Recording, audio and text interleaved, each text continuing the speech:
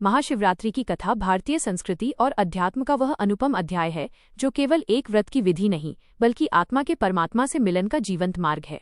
भगवान शिव, जो अजन्मा, अविनाशी और निराकार ब्रह्म हैं, उनके साकार रूप में अवतरण और भक्तों पर उनकी असीम अनुकंपा की गाथा अत्यंत मार्मिक है।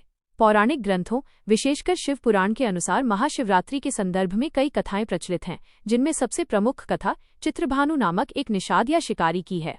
प्राचीन काल में एक वनवासी शिकारी था जो अत्यंत निर्धन था और अपने परिवार का भरण पोषण करने के लिए दिन भर वन्य पशुओं का शिकार करता था। वो शिव भक्ति से अनभिज्ञ था और उसने कभी किसी धार्मिक अनुष्ठान में भाग नहीं लिया था। एक बार महाशिवरात्रि के दिन वो अनजाने में ही शिव की कृपा का पात्र बन गया। उस दिन वह शिकार की खोज में वन में बहुत दूर निकल गया, परंतु संध्या होने तक उसे कोई शिकार प्राप्त नहीं हुआ। वो भूख और प्यास से व्याकुल था और उसे चिंता थी कि घर पर उसके परिवार के लोग भी भूखे होंगे। जैसे जैसे सूर्य ढलने लगा, वह एक जलाशय के समीप पहुंचा और वहां एक बेल के वृक्ष बिल्वपत्र पर चढ़कर बैठ गया ताकि रात्रि में जल पीने आने वाले पशुओं का शिकार कर सके। उसे इस बात का तनिक भी आभास नहीं था कि जिस बेल के वृक्ष पर वो बैठा है, उसके नीचे एक प्राचीन शिवलिंग स्थापित है जो सूखे पत्तों से ढका हुआ था। जैसे ही रात्रि का प्रथम प्रहर बीता, वहां एक गर्भिणी मृगी जल पीने आई। शिकारी ने तुरंत धनुष पर बाण चढ़ाया। ऐसा करते समय उसके हाथ के झटके से बेल के कुछ पत्ते नीचे गिर गए, जो सीधे शिवलिंग पर जा गिरे। अनजाने में ही शिकारी द्वारा शिवलिंग पर बिल्वपत्र अर्पित हो गए और उसका दिन भर का उपवास भी था, क्योंकि उसने कुछ खाया नहीं था। इस प्रकार उसका प्रथम प्रहर का पूजन संपन्न हो गया। जब वो बाण चलाने ही वाला था, तब उस मृगी ने मनुष्य की वाणी में उससे जीवन दान की याचना की। मृगी ने कहा कि वो गर्भवती है और शीघ्र ही शावक को जन्म देने वाली है, अतः इस समय उसका वध करना 2 जीवों की हत्या के समान होगा। उसने वचन दिया कि वह अपने बच्चे को जन्म देकर सुरक्षित स्थान पर छोड़कर स्वयं शिकारी के पास लौट आएगी। शिकारी को उसकी बातों पर दया आ गई और उसने उसे जाने दिया। रात्रि का द्वितीय प्रहर आरंभ हुआ और वहां एक अन्य मृगी आई।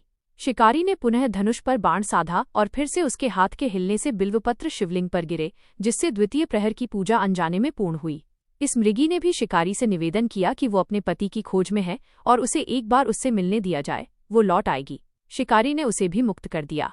तृतीय प्रहर में एक मृग वहां आया, जिसे देखकर शिकारी ने पुनः प्रहार करने की चेष्टा की और इस बार भी अनजाने में बिल्वपत्रों से शिव का अभिषेक हुआ। उस मृग ने भी अपनी विवशता बताई और सत्य की शपथ लेकर वापस आने का वचन दिया। शिकारी का हृदय अब धीरे धीरे परिवर्तित होने लगा था।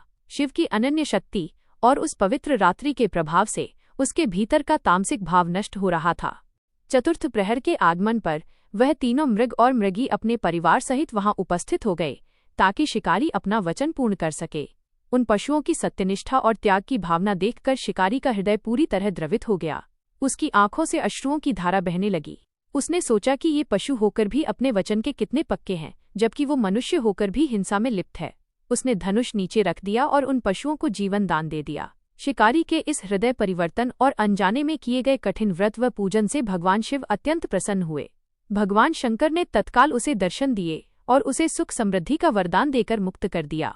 ये कथा हमें यह सिखाती है कि यदि अनजाने में भी पूर्ण श्रद्धा या अनन्य भाव से शिव की उपासना की जाए तो वे समस्त पापों का नाश कर देते हैं। महाशिवरात्रि की एक अन्य पौराणिक कथा सृष्टि के आरंभ और ज्योतिर्लिंग के प्राकट्य से जुड़ी है। कहा जाता है कि एक समय ब्रह्मा जी और विष्णु जी के मध्य अपनी श्रेष्ठता को लेकर विवाद उत्पन्न हो गया। दोनों स्वयं को ब्रह्मांड का सर्वोपरि कारण मानने लगे। इस विवाद को सुलझाने के लिए भगवान शिव एक विशाल अग्नि स्तंभ ज्योतिर्लिंग के रूप में प्रकट हुए, जिसका न कोई आदि था और न कोई अंत। शिव ने आकाशवाणी की कि जो भी इस स्तंभ का छोर ढूंढ लेगा वही सर्वश्रेष्ठ माना जाएगा।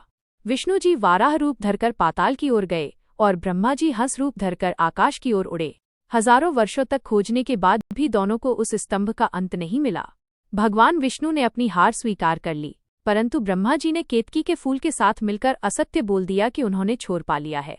तभी शिव अपने वास्तविक स्वरूप में प्रकट हुए और ब्रह्मा जी के असत्य पर क्रोधित होकर उन्हें दंडित किया, जबकि विष्णु जी की विनम्रता की सराहना की।